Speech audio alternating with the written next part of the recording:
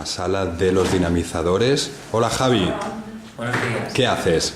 Pues estoy explicando para poder hacer una entrada al blog de la Casa de Oficis el trabajo reset que tenemos que hacer. Muy bien, ¿y todos estáis haciendo lo mismo? Cada uno tiene un tema diferente para poder colgarlo como entrada en la Casa de Oficis. Muy bien, pues vamos a chafardear a ver qué es lo que están haciendo por aquí. Hola, Cristina, ¿qué tal? Hola, ¿Qué estás haciendo tú? yo estoy haciendo, la creación de una web, estoy explicándolo.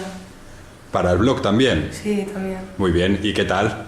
Está bien, no sé, estoy entretenida ahora ¿Sí? y trabajando, sí. Muy bien, pues después veremos el resultado. Y por aquí tenemos a Paula, a Pau. Hola. ¿Qué tal? Bien. ¿Sí? ¿Vosotros también estáis posteando? Preparando el post. ¿Sí? ¿Sobre qué, Pau? Nosotros sobre cómo buscar Informarse información en internet. y estar al día. ¿Qué lo estáis haciendo? ¿Los dos juntos? Algo yo.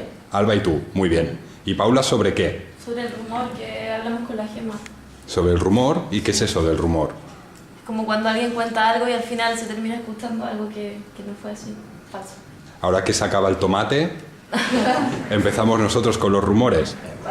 Muy bien. Y Úrsula, ¿tú qué estás haciendo? Yo, pues, explico una mica sobre els temes que hem fet ara i sobre el blog i... També per al blog? Sí. Molt bé. Doncs després farem un cop d'ull, a veure com ha quedat tot això. Bueno, despedíos de la cámara. Adiós. Hasta luego.